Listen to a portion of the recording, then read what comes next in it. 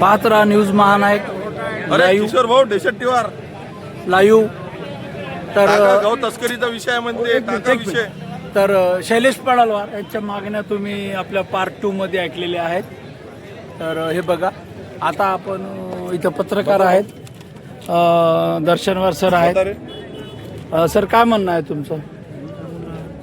काय हे लेटर मध्ये काय आहे? अधिकार अधिनियम शैलेश पडलवार रामदेव बाबा कॉलनी राहणार पांढरकवडा. हो, माहितीचा अधिकार अधिनियम 2005 अन्वये मागितल्या माहिती अर्जाबाबत उपरोक्त विषयान्वये माहितीचा अधिकार अधिनियम 2005 अंतर्गत लेखी अर्ज कार्यालय दिनांक 9/5/2026 रोजी प्राप्त झाला असून सदर अर्जाचे आलोचन केले असता हो, दिनांक 16/3/2026 रोजी पोस्टे पांढरकवडा येथे जनावर तस्करीबाबत तक्रार केली. हो. मात्र मला माझ्या ऑनलाईन रिपोर्टची ओसी मिळाली नाही. ऑनलाईन ओसी मिळण्याबाबतची मागणी केली आहे.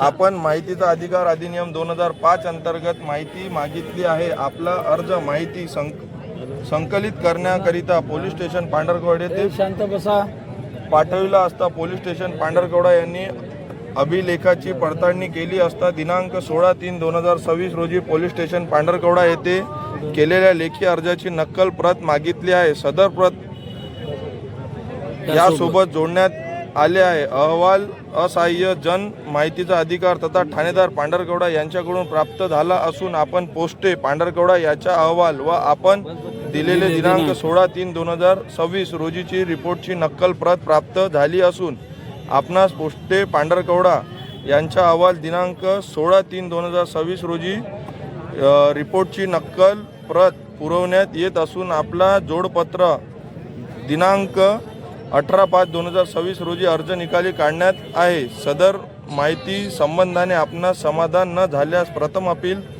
करायची असल्यास 30 दिवसांच्या आत कलम 19 अन्वये प्रथम अपीली अधिकारी तथा अपर पोलीस अधीक्षक कार्यालय यवतमाळ यांच्याकडे प्रथम अपीली करता येईल. सहपत्र पोलीस स्टेशन पांढरकवडा.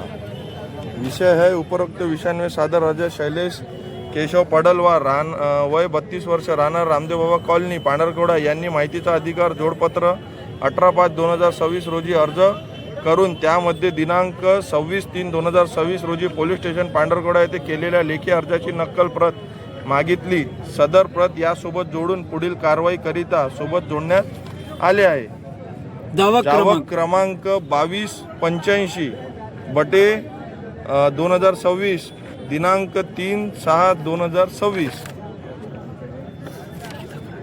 लेखी तक्रार ठाणेदार साहेब पोलीस स्टेशन पांढरकवडा. अर्जदार शैलेश केशव पडलवार वय 32 वर्ष जात बेलदार व्यवसाय शेती राहणार रामदेव बाबा लेआउट पांढरकवडा ता केळापूर जिल्हा यवतमाळ.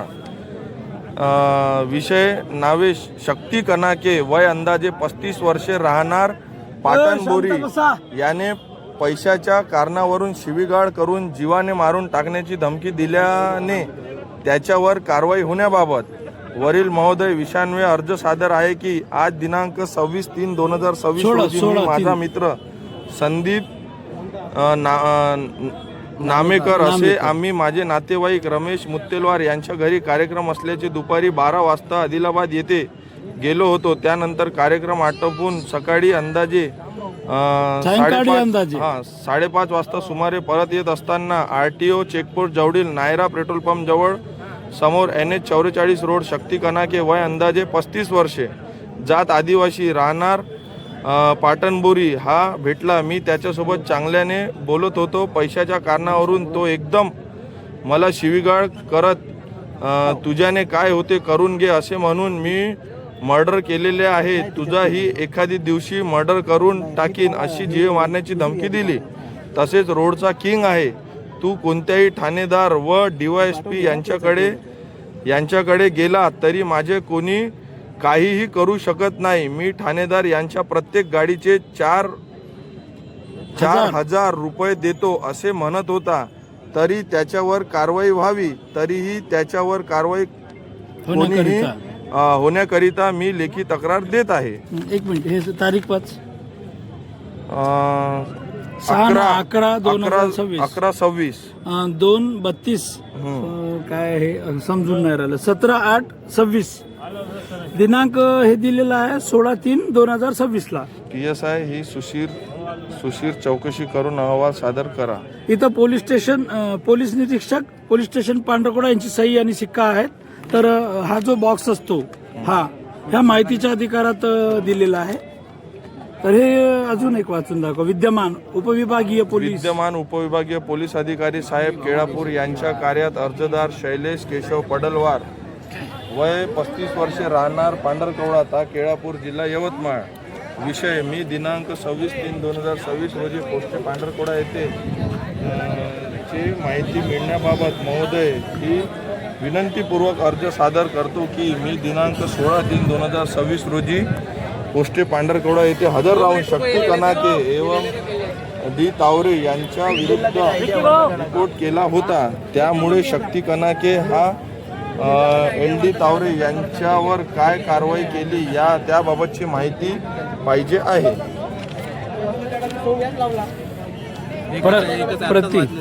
ते वाचलेलं आहे. भाऊ आपलं नाव सांगा. माझं नाव अक्षय पिंपलवार.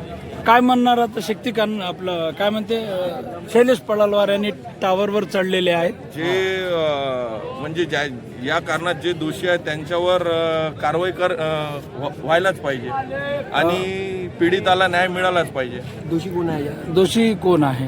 दोषी आता ते तक्रारीवरून समजण्यात येत आहे. काहीतरी शक्ती कनाके त्यांच्यावर रिपोर्ट करण्यात आली होती. आता ते पोलीसवाले काय ऍक्शन करते ते पोलीसवाले काय ऍक्शन घेणार त्याच्यावर आता पोलिसांनी निर्णय घेणार. पण गोलू भाऊ तुम्ही सामाजिक कार्यकर्ते आहात, गौरक्षक आहात बरोबर आमच्या माहितीनुसार. पण तुम्हाला वाटते का हे आपलं शैलेश पडलवारचं हे पद्धत योग्य आहे का? पद्धत आता कोणी समजा ऐकत नसेल तर हे पद्धत अशी भूमिका घेणे योग्यच आहे. लोकशाहीचा देश आहे, संविधान आहे, कायदे आहेत. म्हणून त्याला न्याय मिळवून कायद्यानं चालायला पाहिजे. आणि समझो अगर उसको न्याय मिलता है तो न्याय मिलने होना और उसको न्याय दिला के उसको नीचे उतारने होना. लेकिन अपने देश में भारत देश में इतिहास में जाओ, इतिहास के पन्ने पलटो, जो भी क्रांतिकारी रहा है बेचारा अकेला ही मर गया है. सही है. अपने भारत देश में हिंदुस्तान में भगत सिंह हो गए, सुखदेव हो गया, राजगुरु हो गए, चंद्रशेखर आजाद हो गया, विनायक दामोदर सावरकर हो गया, ऐसे बहुत से लोग हैं. तो आप कुछ बोलिए. जो क्रांति की जो भावना ये लेके ऊपर चढ़ा है, अब खुद के जान मान की परवाह न करते हुए जो आरोपी है उनको सजा दिलवाने के लिए ऊपर चढ़ा है, वो योग्य ही है. क्या तुम समर्थन देते हो? समर्थन तो है. चलो लोगों को पूछेंगे कि इनका साथ कौन खड़ा है. पार्ट नेक्स्ट में